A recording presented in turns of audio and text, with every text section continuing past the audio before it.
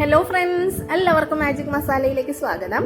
ഇന്ന് റെസ്റ്റോറൻറ്റിലെ സെയിം ടേസ്റ്റും ഫ്ലേവറും കിട്ടുന്ന ഫ്രൈഡ് റൈസ് എങ്ങനെയാണ് വീട്ടിൽ ഉണ്ടാക്കിയെടുക്കാൻ നോക്കാം. ഇന്ന് നമ്മൾ വെജ് ഫ്രൈഡ് റൈസ് ആണ് ഉണ്ടാക്കിയെടുക്കാനായിട്ട് പോകുന്നത്. അപ്പോൾ അതിനായിട്ട് ഞാനിവിടെ ബസ്മതി റൈസ് ആണ് എടുത്തിട്ടുള്ളത്. സോക്ക് ചെയ്യാനായിട്ട് വെച്ചിരിക്കുന്നതാണ്. മിനിമം ഒരു അരമണിക്കൂറെങ്കിലും നമ്മളിത് സോക്ക് ചെയ്ത് വെക്കുക. അതിന് ശേഷം വേണം നമ്മൾ ഫ്രൈഡ് റൈസ് ഉണ്ടാക്കിയെടുക്കാനായിട്ട്. അരമണിക്കൂർ കഴിഞ്ഞിട്ടുണ്ട്. നമുക്കിത് വേവിച്ചെടുക്കണം. ഇതുപോലെയുള്ളൊരു ഗ്ലാസ്സിലാണ് ഞാൻ അരി എടുത്തിട്ടുള്ളത്. 4 ഗ്ലാസ് അരിയാണ് എടുത്തിട്ടുള്ളത്. നമുക്കൊന്നുകൂടി ഒന്ന് കഴുകിയതിന് ശേഷം വേവിച്ചെടുക്കാം. അരി വേവിച്ചെടുക്കാനായിട്ട് ഒരു പാത്രത്തിൽ കുറച്ചധികം വെള്ളം വെച്ചിട്ടുണ്ട്.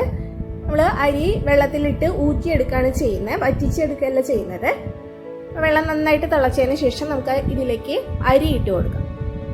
നമ്മൾ ഫ്രൈഡ് റൈസിന് അരി വാങ്ങിക്കുമ്പോൾ ഫ്രൈഡ് റൈസിൻ്റെ അരി എന്ന് പറഞ്ഞിട്ട് വാങ്ങാനായിട്ട് കിട്ടും. അങ്ങനത്തെ അരിയാണെങ്കിൽ കുറച്ചും കൂടി പെർഫെക്റ്റ് ആയിട്ട് കിട്ടും. ഇതിപ്പോൾ ഞാൻ ബസ്മതി റൈസാണ് എടുത്തിട്ടുള്ളത്. അരിയുടെ നേരിയ ഒരു വ്യത്യാസം മാത്രമേ ഉണ്ടാവുള്ളൂ. ഫ്ലേവറും ടേസ്റ്റും ഒക്കെ കറക്റ്റ് ഫ്രൈഡ് റൈസിൻ്റെ തന്നെയാണ്. അപ്പോൾ അതെങ്ങനെയാണ് ഉണ്ടാക്കുന്നതെന്ന് നോക്കാം. അരി വേവിക്കാനായിട്ട് വെച്ച് കൊടുത്തിട്ടുണ്ട്. തിളയ്ക്കുന്ന വരെ നമുക്ക് അടച്ച് വെച്ച് കൊടുക്കാം. ആ സമയം കൊണ്ട് നമുക്ക് വെജിറ്റബിൾസ് ഒക്കെ ഒന്ന് റെഡിയാക്കി എടുക്കാം. അതിനായിട്ട് ഒരു ചെറിയ ഉരുളിയാണ് ഞാനിവിടെ എടുത്തിട്ടുള്ളത്.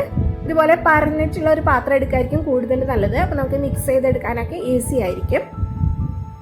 ഇതിലേക്ക് ബട്ടറാണ് ഇട്ട് കൊടുത്തിട്ടുള്ളത്. ഞാനിപ്പോൾ 75 ഗ്രാം ബട്ടർ ഇതിലേക്ക് ഇട്ട് കൊടുത്തിട്ടുണ്ട്.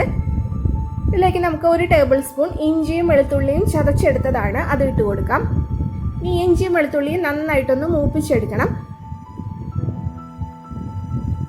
ഒരു മീഡിയം ഫ്ലെയിമിൽ വെച്ചിട്ട് നന്നായിട്ട് വഴറ്റിയെടുക്കുക. ഇതിൻ്റെ ആ പച്ച ടേസ്റ്റൊക്കെ ഒന്ന് പോയി കിട്ടണം. അതുവരെ നമ്മൾ വഴറ്റിയെടുക്കണം.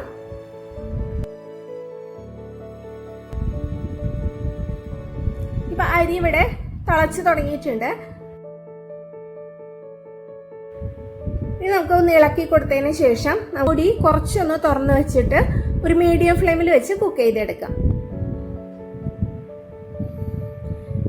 ഇനി നമ്മൾ അടച്ചു വെച്ച് കൊടുക്കരുത്. അപ്പോൾ അരി തിളച്ച് പുറത്തേക്ക് പോകും. അപ്പോൾ കുറച്ച് ഭാഗം തുറന്നിട്ട് വേണം മൂടി വെച്ച് കൊടുക്കാനായിട്ട്.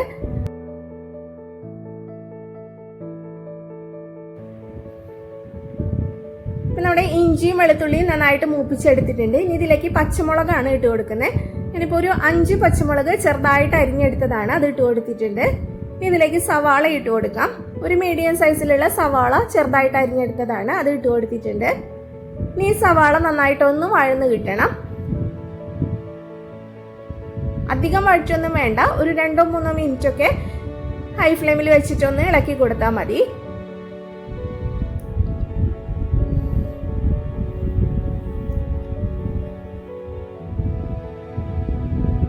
അരി ഇവിടെ കുക്കായിക്കൊണ്ടിരിക്കുന്നുണ്ട്. ഞാൻ ഒരേ സമയം തന്നെയാണ് രണ്ടും റെഡിയാക്കി എടുക്കുന്നത്.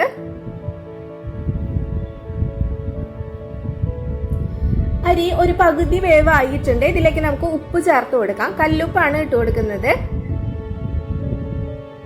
അരിക്ക് ആവശ്യമായിട്ടുള്ള ഉപ്പ് ഇട്ട് കൊടുക്കാം. നമ്മൾ വെള്ളത്തിലൊന്ന് ചെക്ക് ചെയ്ത് നോക്കുക, വെള്ളത്തിൽ ഉപ്പ് കറക്റ്റ് ആണോന്ന്. ഈ ലെമൺ ജ്യൂസും കൂടി ഒഴിച്ചു കൊടുക്കുന്നുണ്ട്. ഒരു ലെമണിന്റെ ഹാഫ് ആണ് എടുത്തിട്ടുള്ളത്. അതിന്റെ ജ്യൂസും കൂടി നമുക്ക് ഇതിലേക്ക് ഒഴിച്ചു കൊടുക്കാം.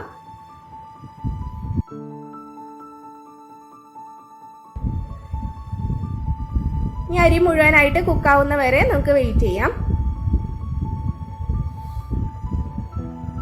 ഒരു പകുതി വേവ് ആകുമ്പോൾ നമ്മൾ ഉപ്പ് ചേർത്ത് കൊടുക്കാം. ഇപ്പൊ സവാള ഇവിടെ പാകത്തിന് കുക്കായിട്ടുണ്ട്. ഇത്രയും മതിയാവും. ഇനി നമുക്ക് ഇതിലേക്ക് വെജിറ്റബിൾസ് ഓരോന്നായിട്ട് ഇട്ട് കൊടുക്കാം. ആദ്യം തന്നെ ക്യാരറ്റ് ആണ് ഇട്ട് കൊടുക്കുന്നത്. ഞാനിപ്പോൾ നമ്മൾ 4 ഗ്ലാസ് അരിയാണ് എടുത്തിട്ടുള്ളത്. അപ്പോൾ ക്യാരറ്റ് ചെറുതായിട്ട് അരിഞ്ഞെടുത്തതാണ്, 1 ഗ്ലാസ് ആണ് എടുത്തിട്ടുള്ളത്, അത് ഇട്ട് കൊടുക്കുന്നുണ്ട്.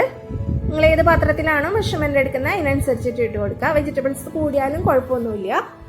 ഇനി ഇതിലേക്ക് ക്യാപ്സിക്കം ആണ് ഇട്ട് കൊടുത്തിട്ടുള്ളത്. ഒരു വലിയ ക്യാപ്സിക്കത്തിന്റെ പകുതി എടുത്തിട്ടുണ്ട്, ചെറുതായിട്ട് അരിഞ്ഞത് ഇട്ട് കൊടുത്തിട്ടുണ്ട്. ഇനി കാബേജ് ആണ്. കാബേജും ബീൻസും ക്യാരറ്റും എല്ലാം ഓരോ ഗ്ലാസ് വീതമാണ് എടുത്തിട്ടുള്ളത്, അത് ഇട്ട് കൊടുക്കുന്നുണ്ട്. ഈ എല്ലാ വെജിറ്റബിൾസും കൂടി നന്നായിട്ടൊന്ന് വഴറ്റിയെടുക്കണം. ഹൈ ഫ്ലെയിമിൽ വെച്ചിട്ട് വേണം വെജിറ്റബിൾസ് ഒക്കെ കുക്ക് ചെയ്തെടുക്കാനായിട്ട്. അരി ഇവിടെ ഏകദേശം കുക്കായിട്ടുണ്ട്. നമുക്കിനി ഫ്ലെയിം ഓഫ് ചെയ്ത് കൊടുക്കാം. ഈ അരി നമുക്ക് ഊറ്റിയതിന് ശേഷം ഒരു പാത്രത്തിലേക്ക് ഇട്ട് കൊടുക്കാം. ഞാനിപ്പോൾ ഒരു ബേസണിലേക്കാണ് ഇട്ട് കൊടുക്കുന്നത്. കുറച്ച് വിസ്താരമുള്ള പാത്രത്തിലേക്ക് ഇട്ട് കൊടുക്കുക. അപ്പം അരി കുഴഞ്ഞു പോവാതെ കിട്ടും. കറക്റ്റ് പാകത്തിന് നമ്മൾ ഇത് വേവിച്ചെടുക്കണം. ഒട്ടും തന്നെ കുഴഞ്ഞു പോകാനും പാടില്ല. അരി വേവിച്ചത് നമ്മൾ മാറ്റി വെച്ചിട്ടുണ്ട്. നമ്മുടെ വെജിറ്റബിൾസ് ഇവിടെ കുക്കായിക്കൊണ്ടിരിക്കുന്നുണ്ട്.